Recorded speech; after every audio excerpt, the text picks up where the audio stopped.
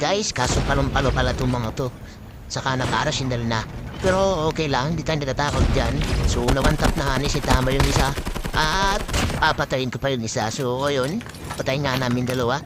Kinuha ko na nga yung kanyang arsenal. Wala na, ubos na. Naubos na namin ni Saitama.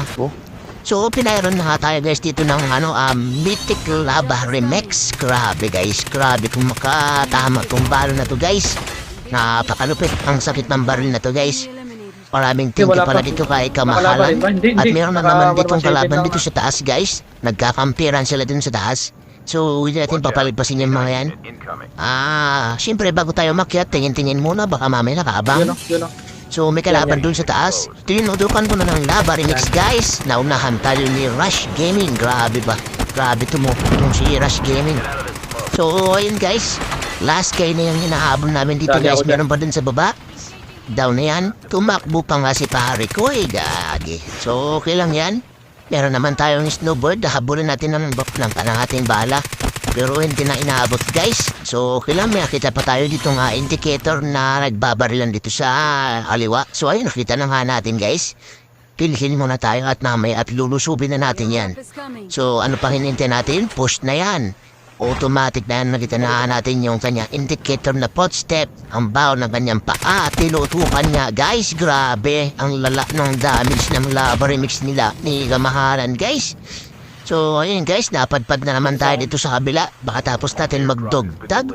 May nakita nga tayo dito ng dalawang kalaban. So, aggressive pala itong mga to. May tao pa sa likod guys, kaya lumapit tayo sa kanya ng konti para hindi tayo maabot ng kanyang baril. So, yun yung mga technique guys. Pag may kalaban sa likod, lapitan nyo yung kalaban nyo guys. Just to make sure lang guys na dapat malutok nyo yung baril nyo guys bago kayo lumapit sa kalaban nyo. Kasi pag wala kayong tutok yung kalaban nyo, may tutok luwi kayo dun guys. So, yun lang.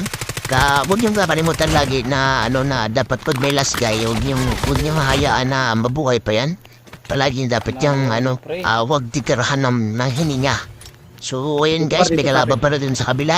Pupuntahan namin ni Rush Gaming. So, ito na nga kami mga kaibigan. Pilinapitan na nga namin. Tinira ko na hyper ng Lava Remix. Napakalupit. 3 times kill tayo din guys. Grabe. 3 times multi kill. That meron pa nga itong last guy guys. Lagi hintay kung papatayin namin siya o hindi. Pero nandito na ako guys. Tapos desisyon ako na hatulin ko na siya ng kamatayan. Ayan na nga.